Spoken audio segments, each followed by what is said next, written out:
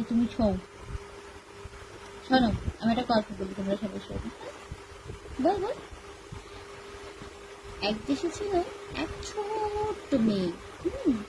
সে কিন্তু একটা রাজার কন্যা ছিল, মানে এক কথায় সেটা রাজকন্যা ছিল, এবং তার একটা সুন্দর পরিবার ছিল। কিন্তু একদিন হঠাৎ করে তার মা মারা যায়। হ্যাঁ, মা।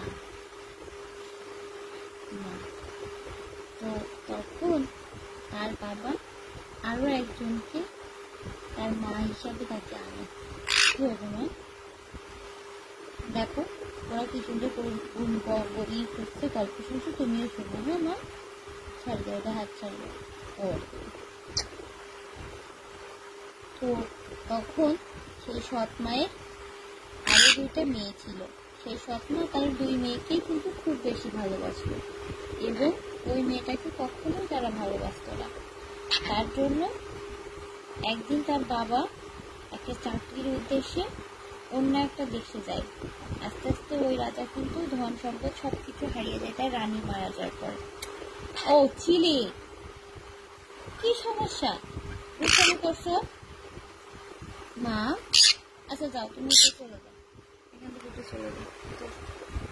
আমার হাত ছাড়ো, তুমি হাত ছাড়ো না, আমার কাছে আসবো না। তারপরে কি হয় জানো বাবা?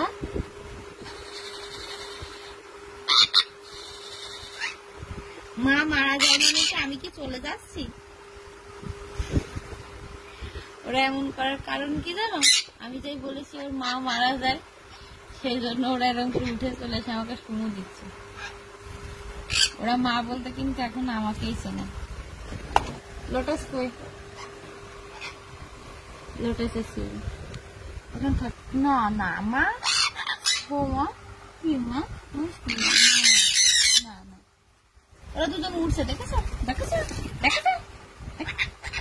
একটু আসলাম গল্প শোনাতে, আর দেখো কি দুষ্টামি করেছে।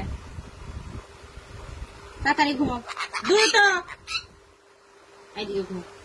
কোথায় যাচ্ছে দেখো, বাবা কোলের ভিতরে গেছে।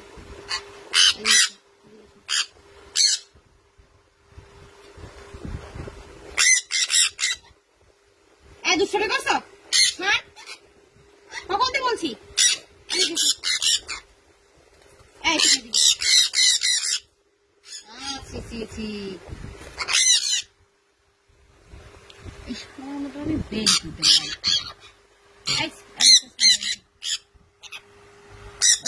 একদম বাড়াবাড়ি করিস, মেরে তো খাও থাকবে তুমি।